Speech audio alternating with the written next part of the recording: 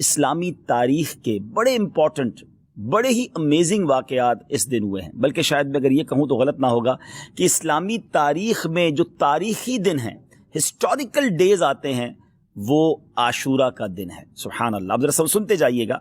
کہ حضرت آدم علیہ نبینا علیہ الصلوۃ والسلام کی جو توبہ قبول کی گئی وہ دن 10 محرم الحرام کا تھا۔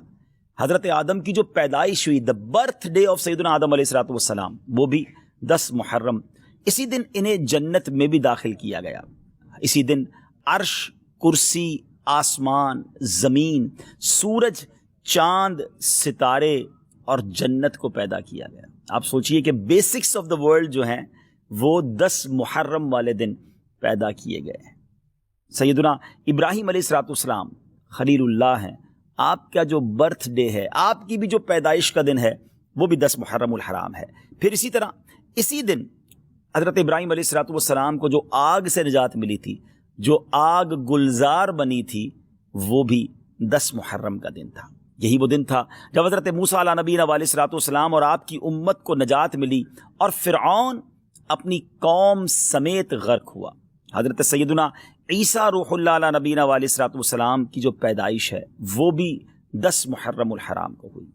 جو حضرت عیسیٰ علیہ الصلوۃ والسلام کو آسمانوں پر اٹھایا گیا، ناظرین،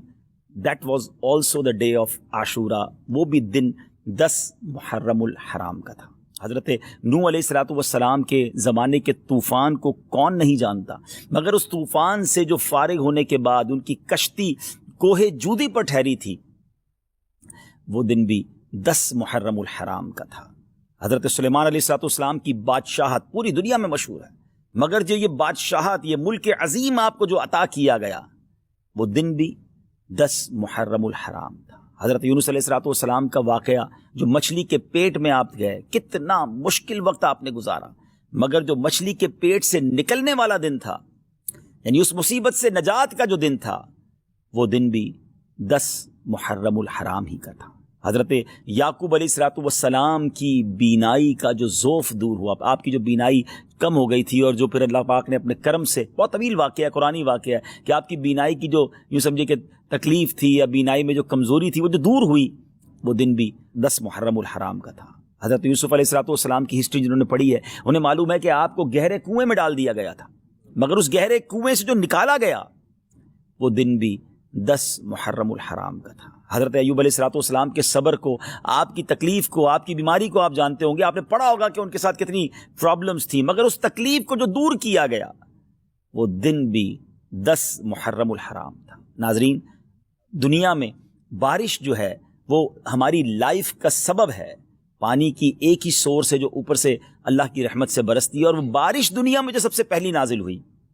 وہ دن بھی 10 محرم الحرام کا تھا۔ یہ بھی یاد رہے کہ اس 10 محرم الحرام کا روزہ پچھلی امتوں میں مشہور تھا، اور یہاں تک کہا گیا کہ اس دن کا روزہ ماہ رمضان کے روزوں سے پہلے فرض تھا، پھر اسے منسوخ کر دیا گیا۔ یہ تقریباً میں نے آپ کو 24 واقعات، انسیڈنٹ اور ایونٹس بتائے جو اس دن ہوئے، اور 25واں پھر وہ واقعہ